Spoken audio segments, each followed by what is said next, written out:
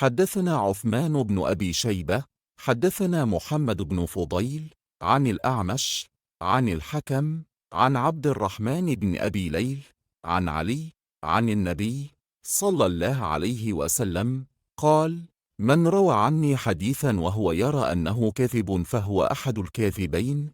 فحدثنا محمد بن عبد الله أنبأنا الحسن بن موسى الأشيب عن شعبة مثل حديث سمرة بن جندب. It was narrated from Ali that the Prophet said, "Whoever narrates a hadith from me thinking it to be false, then he is one of the two liars." Another chain similar to the narration of Samura bin Jundub. حدثنا أبو بكر بن أبي شيبة حدثنا وكيع عن سفيان عن حبيب بن أبي ثابت عن ميمون بن أبي شبيب عن المغيرة بن شعبة قال: قال رسول الله صلى الله عليه وسلم: من حدث عني بحديث وهو يرى أنه كاذب فهو أحد الكاذبين. It was narrated that Mughira bin Shu'bah said, "The Messenger of Allah said, whoever narrates a hadith from me thinking it to be false, then he is one of the two liars." حدثنا عبد الله بن أحمد بن بشير بن ذكوان الدمشقي حدثنا الوليد بن مسلم حدثنا عبد الله بن العلاء يعني ابن زبر حدثني يحيى بن أبي المطاع قال: سمعت العرباض بن سارية يقول: قام فينا رسول الله صلى الله عليه وسلم ذات يوم فوعظنا موعظة بليغة وجلت منها القلوب وذرفت منها العيون، فقيل: يا رسول الله وعظتنا موعظة مودع، فاعهد إلينا بعهد. فقال: عليكم بتقوى الله والسمع والطاعة، وإن عبدا حبشيا وسترون من بعدي اختلافا شديدا، فعليكم بسنتي وسنة الخلفاء الراشدين المهديين عضوا عليها بالنواجذ، وإياكم والأمور المحدثات فإن كل بدعة ضلالة. Yahya bin Abu Muta said, I heard Urbad bin Sariya say, one day, the Messenger of Allah stood up among us and delivered a deeply moving speech to us that melted our hearts and caused our eyes to overflow with tears. It was said to him, O Messenger of Allah, you have delivered a speech of farewell, so enjoin something upon us. He said, I urge you to fear Allah, and to listen and obey, even if your leader is an Abyssinian slave. After I am gone, you will see great conflict.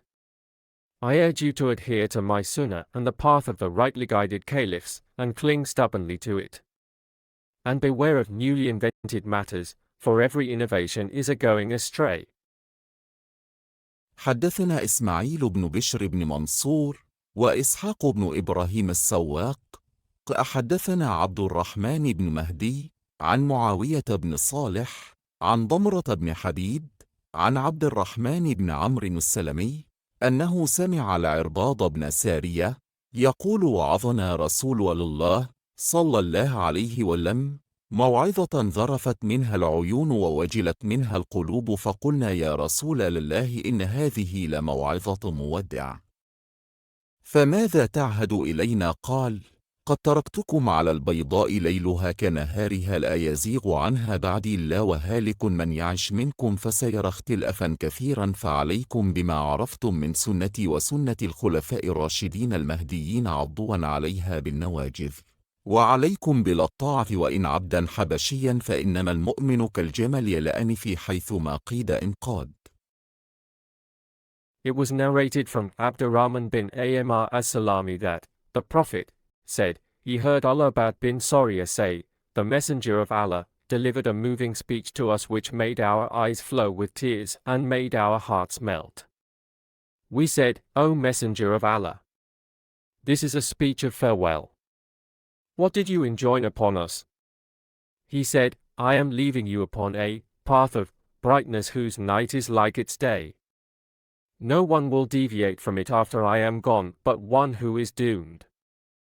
Whoever among you lives will see great conflict. I urge you to adhere to what you know of my sunnah and the path of the rightly guided caliphs, and cling stubbornly to it. And you must obey, even if your leader is an Abyssinian leader. For the true believer is like a camel with a ring in its nose, Wherever it is driven, it complies. حدثنا يحيى بن حكيم، حدثنا عبد الملك بن الصباح المسمعي، حدثنا ثور بن يزيد، عن خالد بن معدان، عن عبد الرحمن بن عمرو، عن العرباض بن سارية، قال صلى بنا رسول الله صلى الله عليه وسلم صلاة الصبح ثم أقبل علينا بوجهه فوعظنا موعظة بليغة فذكر نحوه. It was narrated from Ubad bin Sariya said, the Messenger of Allah led us in Fajr, morning, prayer, then he turned to us and delivered an eloquent speech. And he mentioned something similar, as number 43. حدثنا سويد بن سعيد وأحمد بن ثابت الجحدري حدثنا عبد الوهاب الثقفي عن جعفر بن محمد عن أبيه عن جابر بن عبد الله قال كان رسول الله صلى الله عليه وسلم إذا خطب احمرت عيناه وعلأ صوته واشتد غضبه كأنه منذر جيش يقول صبحكم مساكم، أو يقول بعثت أنا ولا الساعة كهاتين، أو يقرن بين إصبعي السبابة والوسطى ثم يقول أما بعد فإن خير الأمور كتاب الله وخير الهدى هدى محمد وشر الأمور محدثاتها وكل بدعة ضلالة، وكان يقول من ترك مالا فلأهله ومن ترك دينا أو ضياعا فعلى أوائل. It was narrated that Jabir bin Abdullah said, when the Messenger of Allah delivered a sermon, his eyes would turn red, he would raise his voice, and he would speak with intensity, as if he were warning of an enemy army, saying, they will surely attack you in the morning, or they will surely attack you in the evening. He would say, I and the hour have been sent like these two, and he would hold his index and middle finger. Then he would say, the best of guidance is the guidance of Muhammad. The most evil matters are those that are newly invented, and every innovation, bid'ah, is a going astray. And he used to say, whoever dies and leaves behind some wealth, it is for his family, and whoever leaves behind a debt or dependent children, then they are both my responsibility. حدثنا محمد بن عبيد بن ميمون المدني أبو عبيد، حدثنا أبي عن محمد بن جعفر بن أبي كثير عن موسى بن عقبة عن أبي إسحاق عن أبي الأحوص عن عبد الله بن مسعود أن رسول الله صلى الله عليه وسلم قال إنما هما اثنتان الكلأم والهدة فأحسن الكلأم كلأم لله وأحسن الهدة هدى محمد وإياكم ومحدثات الأمور فإن شر الأمور محدثاتها وكل محدثة بدعة وكل بدعة ضلالة ألا يطولن عليكم الأمد فتقسو قلوبكم ألا إنما هو آت قريب وإنما البعيد ما ليس بآت ألا إن الشقي من شقي في بطن أمه والسعيد من وعظ بغيره لا إن قتال المؤمن كفر وسبابه فسوق ولا يحل لمسلم أن يهجر أخاه فوق ثلاث ألا وإياكم والكذب فإن الكذب لا يصلح بالجد ولا بالهزل ولا يعد الرجل صبيه ثم لا يفي له فإن الكذب يهدي إلى الفجور وإن الفجور يهدي إلى النار وإن الصدق يهدي إلى البر وإن البر يهدي إلى الجنة وإنه يقال للصادق صدق وبر ويقال للكاذب كذب وفجر ألا وإن العبد يكذب حتى يكتب عند لله كذابا. It was narrated from Abdullah bin Mas'ud that, the Messenger of Allah said, verily there are two things, words and guidance. The best words are the words of Allah, and the best guidance in the guidance of Muhammad.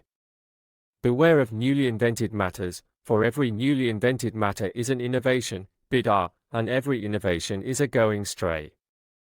Do not let the desire for a long life causes your hearts to grow hard. That which is bound to happen is close to you, and the only thing that is far away is that which is not going to happen.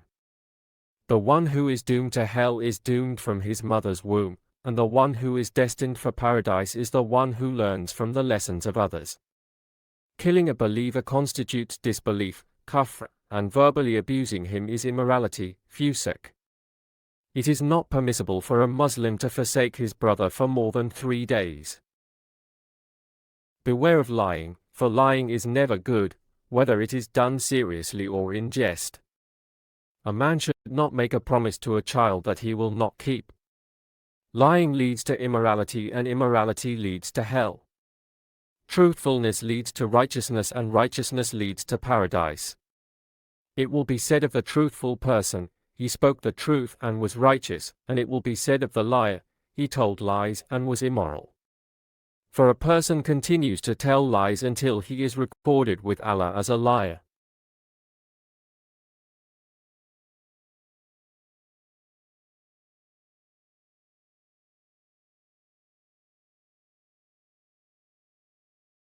It was narrated that Aisha said, "The Messenger of Allah recited the following verse, 'It is He who has sent down to you, Muhammad, the book, this Quran.'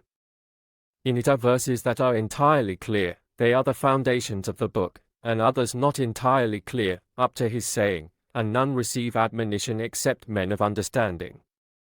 Then he said, "O Aisha, if you see those who dispute concerning it, the Quran, they are those whom Allah has referred to here, so beware of them." حدثنا علي بن المنذر حدثنا محمد بن فضيل وحدثنا حوثرة بن محمد حدثنا محمد بن بشر حدثنا حجاج بن دينار عن أبي غالب عن أبي أمامة قال قال رسول الله صلى الله عليه وسلم: ما ضل قوم بعد هدى كنوا عليه إلى وأوتوان الجدل. ثم تلأ هذه الآية: بل هم قوم خصمون. It was narrated that Abu Umama said, "The Messenger of Allah said, no people go astray after having followed right guidance, but those who indulge in disputes." Then he recited the verse, "Nay, but they are a quarrelsome people."